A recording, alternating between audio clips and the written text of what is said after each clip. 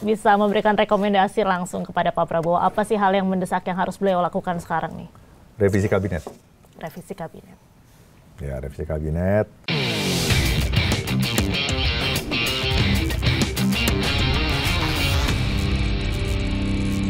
Jadi harapan kita, bisa nggak pemerintah fokus pada tuntutan harapan yang diinginkan publik? Ya emang itu, restoring public trust to the government, nggak ada lagi.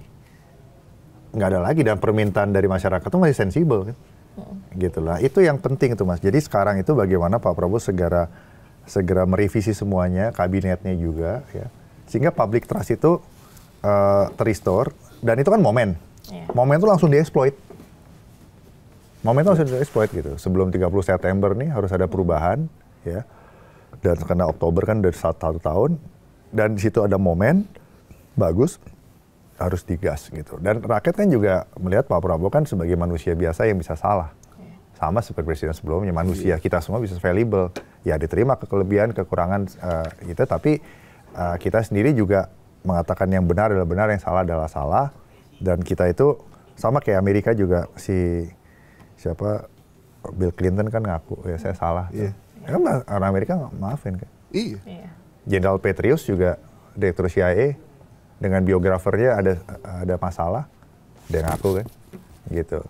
Jadi memang pemimpin Indonesia itu siapapun itu beranilah mengaku gitu loh. Kenapa pemimpin kita itu ya, pejabat kita tidak ya, udah salah, nggak berani mengaku. Udah salah nih, bahkan udah ada mungkin didikan masa lalu, formative years mereka dulu. Ya itu menurut saya bagian dari security clearance sih. Parpol itu bagian dari itu ya. Baru. Jadi kalau kita siapa yang harus di security clearance, ya lihat aja tanda-tandanya. Udah salah nggak mau ngaku ya, ganti aja udah. Ya. Security clearance itu mencakup apa aja sih Mas? Security clearance itu sebenarnya intinya itu adalah orang ini bisa dipercaya apa tidak untuk memegang akses negara yang adalah barang publik, gitu. Informasi, kenapa cuma saya yang boleh dikasih tahu? Karena saya perlu tahu informasi itu, Mas. Nggak perlu tahu, ada informasi di-share ke Mas, saya nggak perlu tahu. Misalnya kan. Nah, security clearance saya terbatas sampai sini, security clearance Mas gue terbatas sampai di situ, Mbak Diandra juga terbatas sampai di situ. Nah, tapi dasarnya adalah kita tidak mau menyalahgunakan informasi itu, selain untuk kepentingan tempat negara atau perusahaan, organisasi atau apapun gitu. Dan itu bisa direview terus.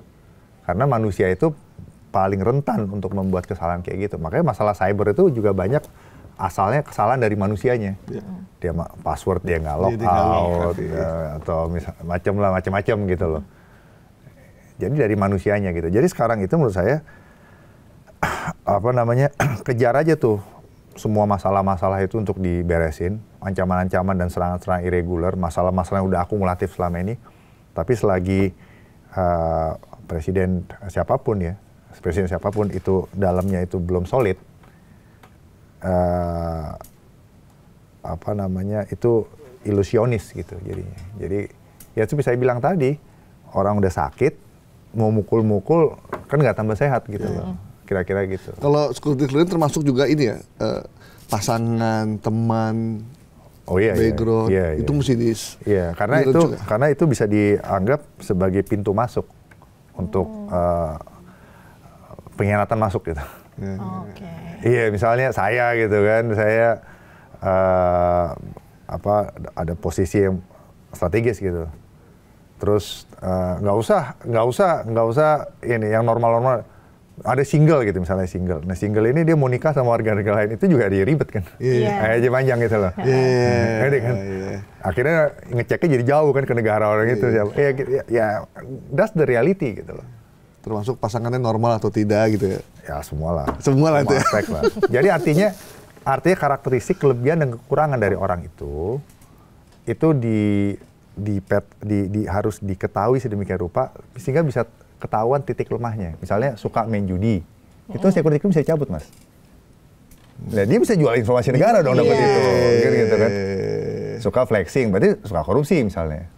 Artinya dia akan melakukan secara cara gitu loh. Punya simpenan, copot kan. Lu butin kan tegas kayak gitu. Jangan butin kan, nggak main-main. Pejabat yang punya ani-ani copot langsung. Copot, gitu. Sangat keras beliau. ya itu boleh juga diterapin sekarang tuh. Itu bagian dari security clearance ya? Loh iya dong, coba aja Google. Ya kalau kita tuh jangan mau niru negara yang besar, tapi kita nggak mau ikut prosesnya gitu. Nih, bener tuh. Saya nggak bicara misalnya ini Amerikanisme nih adalah Jerman, Inggris, China gitu. Tiru yang baik aja dari negara-negara itu. Gitu. Contohnya di Amerika tuh, ini contoh aja nih. Lagi tren itu banyak jenderal setelah pensiun pada turun pangkat. Benar, bisa di Google. Iya. Ada bintang 2 aktif kemarin, tiba-tiba ketahuan affair dari pangkat letnan kolonel. Diberhentikan, diturunin jadi letkol. Ada bintang 4 angkatan udara tuh, udah 10 tahun pensiun, ada yang lapor pernah selingkuh dulu. Sejak dia pangkat bintang 2, diturunin jadi bintang 2. Gitu. Padahal udah 10 tahun pensiun. Nah itu kan etik ya. Yeah. Jadi etik tuh di-establish gitu. Jadi suatu culture yang mengakar kuat, menjadi contoh referensi untuk next generation.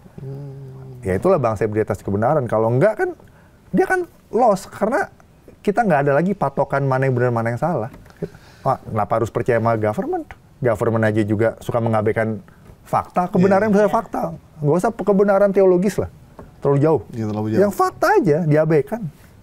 Siapa lagi mau dipercaya? Gitu. Nah, jadi kalau dalam dalam aplikasi keamanan lah ya, nggak usah intelijen, keamanan gitu. Sebenarnya pemimpin kepala negara, kepala pemerintahan itu sangat rawan untuk akhirnya diinfiltrasi gitu. Makanya pengamanan itu harus begitu super ketat sebenarnya. Tapi bukan sesuatu yang tidak transparan, tapi transparan gitu. Paham maksudnya? Paham. Transparan ya? Transparan bahwa ya saya terpilih, security clearance saya begini, semuanya aman, kehidupan saya aman, ini aman, tidak ada apa-apa. Silahkan publik melihat, menilai. Saya nggak ada misteri. Nggak ada yang saya tutupi. Saya nggak ada misteri, nggak ada yang saya tutupin di sini. Iya. Ya itu, ya public trust kan itu ya. Termasuk ijazah nggak ditutupin, buka aja kalau memang ada. Langsung buka aja. Wah, saya... Mas, terakhir ya.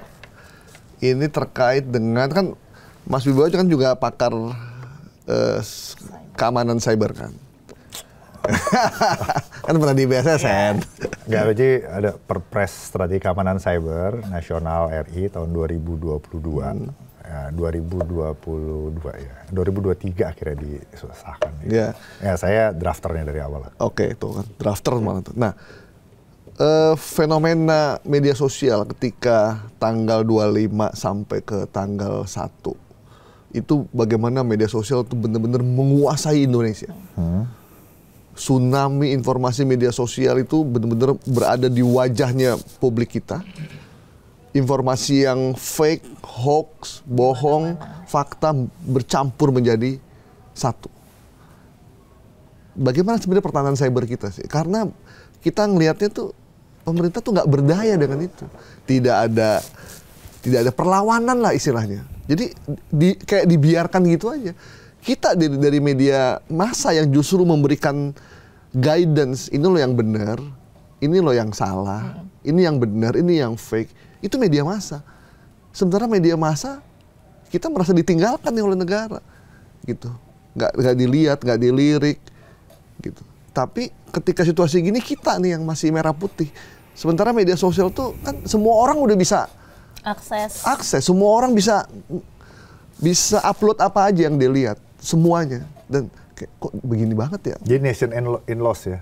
Iya kayak iya, terhilang kan? Terhilang gitu. Iya benar sih. Di mana negara nih kayak semua itu hoax itu luar biasa. Hoax itu gimana sih maksudnya?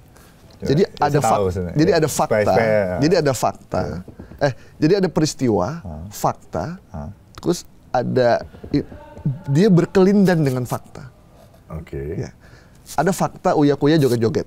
Oke. Iya. Tapi dia joget-jogetnya itu 5 bulan lalu, sebelum joget-joget yang terbaru. Kemudian orang kasih tulisan tuh, 3 juta nggak bikin gue miskin, jogetin aja. Itu joget yang dilakukan 5 bulan lalu atau 6 bulan lalu ketika dia belum ada kasus ini. Tapi publik melihatnya, oh lu malah mentangin gua. Emosi makin memuncak. Nah, jadi Bahwa Uya Kuya joget pada saat itu iya. Tapi ketika dikasih tulisan itu, nah di situ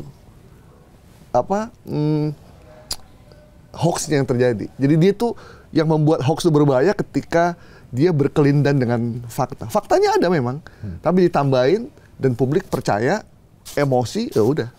Tapi ini seperti yang tadi Mas Wibawanto bilang, yang soal irregular competition itu kan ada informasi-informasi yang dimanipulasi, jadi transparan tapi tidak benar. Jadi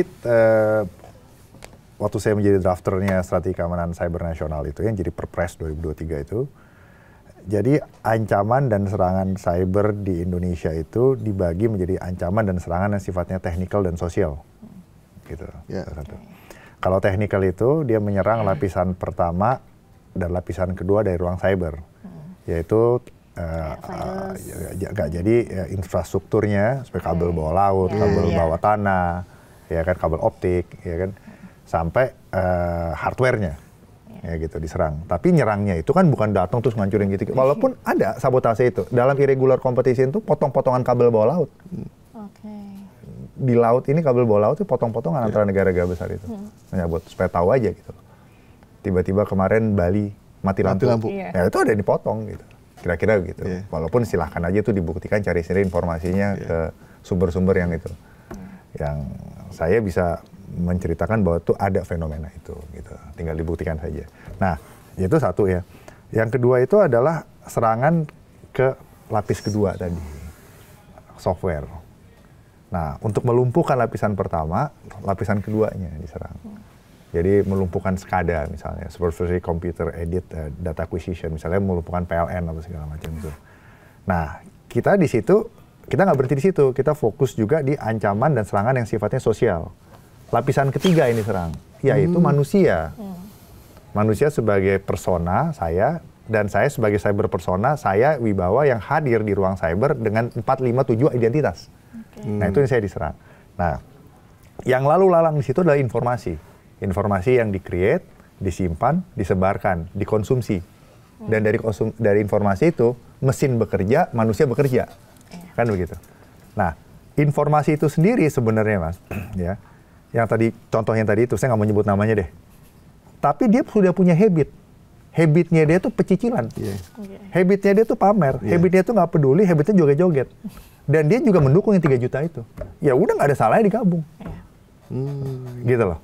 Nah, itu satu. Nah, jadi yang harus dilakukan kalau dari pemerintah, karena ruang cyber itu, stakeholder-nya itu ada government, komunitas bisnis dan produser, pabrik segala macam, atau bisnis yang menggunakan ruang cyber seperti MNC atau iNews gini, atau yang memproduce gitu, atau Silicon Valley-nya lah gitu. Atau akademisi atau komunitas hacker banyak yang baik juga gitu. Nah, itu semua itu mempunyai peran yang sama. Jadi government itu nggak bisa memonopoli keamanan cyber. Ya karena yang punya laptop kan kita. Gitu. Kalau di negara Amerika, critical infrastructure, key asset itu kayak Monas, critical infrastructure itu yang kalau dilumpuhkan kita nggak bisa ngapa-ngapain. Tapi kalau key asset itu Monas diserang, cuma harga diri kita yang jatuh gitu sebagai bangsa. Itu mereka itu mayoritas dikuasai swasta gitu loh, mall apa semua kan. Jadi government tuh mensupervise, gitu loh. Harus kayak gitu ya, kecuali data nasional yang memang harus tanggung jawab government. Tapi kan juga tadi saya bilang pelaksananya sering tidak disiplin manusia tadi kan. Oke lah, selepas dari situ, nah saya bicara yang sosial. Nah, ancamannya itu adalah yang kemarin Pak Ponto bilang itu, neokortex itu. Artinya yang diserang itu kalau dalam intelijen bilangnya emosi, sikap tindak, opini, motivasi, estom tuh. Pokoknya intinya psikologi lah. Jadi digerakkanlah pikiran kita karena kita makan informasi. Jadi orang yang dari diam berdua gini, gara-gara baca itu pukul-pukulan. Kan kira-kira gitu kan, karena ada informasi di sini. Nah, sebenarnya daya kritis dari si cyber user ini penting, satu. Yang kedua, government tuh bisa dipercaya. Ke situ dulu. Nah, kalau government udah nggak bisa dipercaya, referensi 1, 2, 3, 4, tinggalin. Karena sekarang itu banyak opsi gitu loh. Jadi kembali ya, government silahkan perbaiki dirinya. Dengan jadi government yang bisa dipercaya. Selesai. Kasih informasi yang benar. Kan government juga, sorry ya, government itu, saya nggak bilang negara Indonesia lah, di mana, di beberapa negara itu suka berkelit gitu. Jadi publik diajak berdebat, bernarasi ya. Jadi ya itu bangsa yang terhilang, bisa bubar gara-gara itu kan. Itu maksud saya bisa bubar gitu. Udah itu aja sih penjelasan saya. Terakhir ketahanan dari cyber. Saya nih, tadi Mas Gaib udah terakhir. Gimana tuh Mas Gaib? Itu udah menjelaskan. Udah, cakep. Oh, cakep. Cakep. Nah, Mas Wibawanto, mungkin terakhir, kalau bisa memberikan rekomendasi langsung kepada Pak Prabowo, apa sih hal yang mendesak yang harus beliau lakukan sekarang nih? Revisi kabinet. Revisi kabinet. Ya, revisi kabinet. Pastikan semuanya itu punya security clearance, jadi ada penilaian objektif.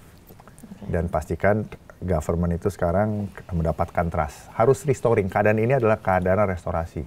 Beliau itu kan orang special forces ya. Saya cukup tahu lah cara pikirnya gitu. Legitimasi itu penting buat beliau. Sangat menghitung legitimasi. Makanya bisa jadi politisi, ya bisa punya pendukung gitu. Nah, jadi kalau berpikir irregular itu kan ada musuh, dihancurkan, diserang, sampai nyerah. Kalau yang berpikir irregular, jangan serang musuhnya. Orang yang berpengaruh kepada musuh itu, pengaruhin. Nanti akhirnya jadi baik. Kalau Mas dulu mau dapetin Mbak dulu kan, orang tuanya dibaik-baikin, ada yang baik-baikin. Catur bareng. Akhirnya ngikut gitu. Jadi legitimasi orang yang terasosiasi dengan itu yang diperlukan. Nah itu publik. Ya Bapak harus baca publik maunya apa. Dan harus ada pembanding masukan. Sehingga masukan yang ke beliau itu adalah masukan yang seakurat mungkin lah, nggak ada yang 100% benar. Seakurat mungkin gitu loh. Dan itu bagian dari fungsi security clearance.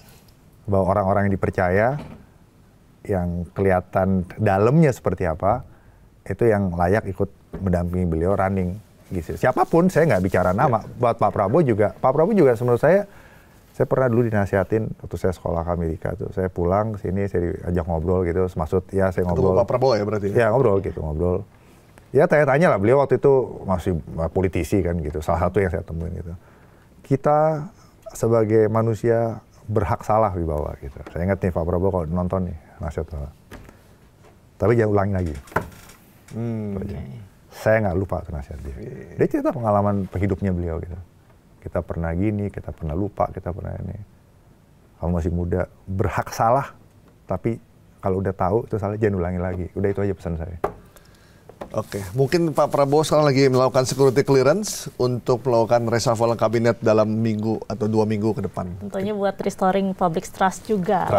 Trust secara psikologis dan secara objektif. Jadi psikologi masa itu dipengaruhi dulu, dan baru daya nalarnya di reshape. Oh bener nih. Baru mereka mau berjalan lagi. Semangat baru kan. Oke. Jangan takut. Jangan takut diancam, jangan takut digertak, jangan takut sama siapapun. Gitu. Oke. Insightful sekali hari ini. Mas Bima, terima kasih banyak waktunya. Sama-sama Mbak. Terima kasih banyak Mas Wibawanto. Semoga bermanfaat dan ini ditonton sama Pak Prabowo ya. Saya jadi masukan-masukan juga. Oke teman-teman, terima kasih.